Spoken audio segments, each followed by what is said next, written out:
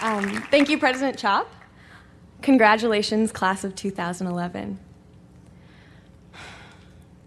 Today, I met with the difficult and probably impossible task of summing up the Swarthmore student experience. Of course, we're all reflecting on different memories and feeling a variety of different emotions. However, whether right now you're happy, sad, terrified, or bored, I think that for most of us, graduation probably feels like a really bad breakup. Maybe you've heard this analogy before, but in typical Swarthmore fashion, I'm going to unpack it for you. Leaving Swarthmore is like breaking up after a long 4-year relationship. One day you're hanging out on Parish Beach, and the next day it's over and it hurts. Swarthmore's making you pack your bags, leave your key, and hit the road, Jack. Your life is like one bad oldies song lyric after the other. Following graduation, you might want to check up on Swarthmore. See how Swarthmore's doing without you. So you check into Swarthmore's Facebook page, only to be disappointed. Swarthmore's new friends are all more attractive and younger than you ever were. And you'll hope that maybe Swarthmore's Facebook stalking you too. So just in case, you update your status. Natalie is reading. Yeah, Swarthmore, I still do that without you. You spend all day waiting by the phone, but now Swarthmore only calls you when it wants money. And you might want to call Swarthmore yourself, or maybe stop by for a visit, but you're worried about looking pathetic. Not until I have a job, you think. Eventually, you do visit. You see all these fresh, new faces on Parish Beach. You'll cry out from the inside, "That's my lawn! Get off my lawn!" But you're no match for these underclassmen, a strange breed of nerd jocks who play frisbee while they read. They're smart and play sports. Defeated, you'll move on. Some of us are headed to grad school or to new jobs. Others of us have found comfort in the belief that jobs are just social constructions meant for greedy people who don't see the value in returning to your roots, spending time with good old mom and dad, sitting on the couch with a bowl of cereal, existing as a warm body radiating love.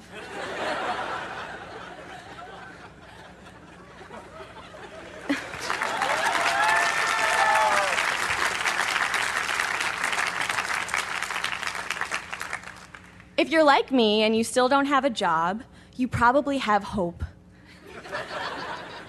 A dream that one day, while sitting on the subway, flipping through a book from your modernism seminar, a man in a fancy suit will stop, point, and say, "You there, reading Kierkegaard.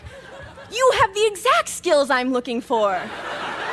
Come, join me in my multi-billion-dollar company and make world peace."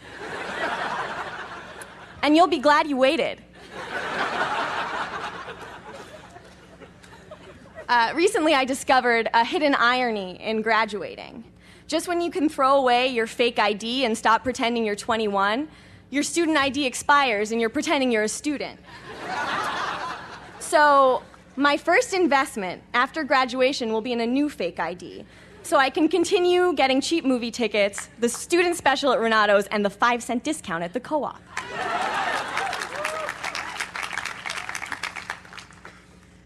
Regardless of what lies ahead, graduation is a strange and uncertain time. Freshman orientation seemed to be a week of firsts. First collection, your first college party, your first roommate. Senior week seems to be a bittersweet celebration of lasts.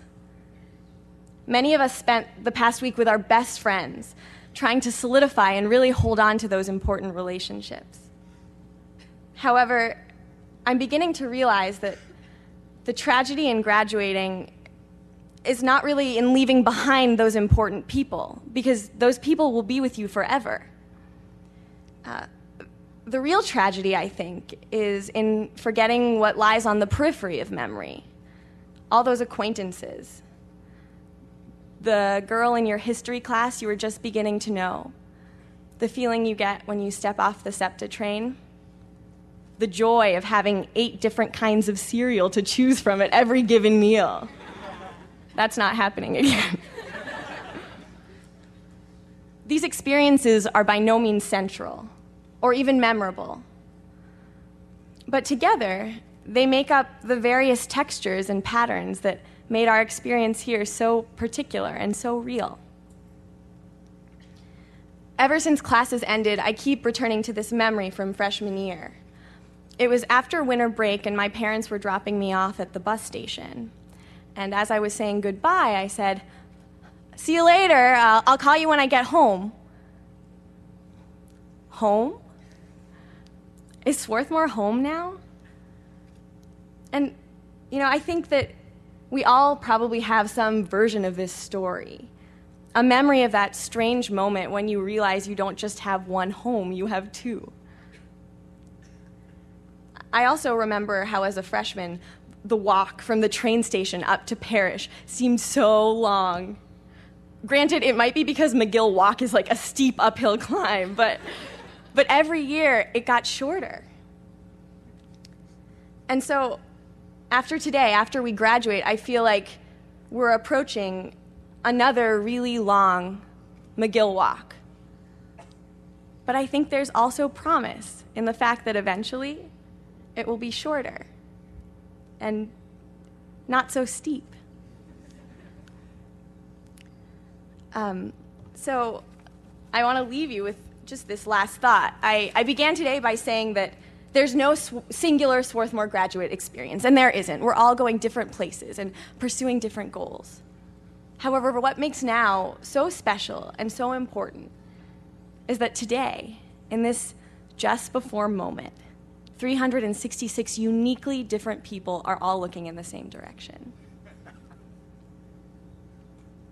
So with that in mind, let's get out there and embark on new journeys, sow seeds of intellectual curiosity, erect towers of innovative thought, and do other vaguely imperialist-sounding things to make Swarthmore proud.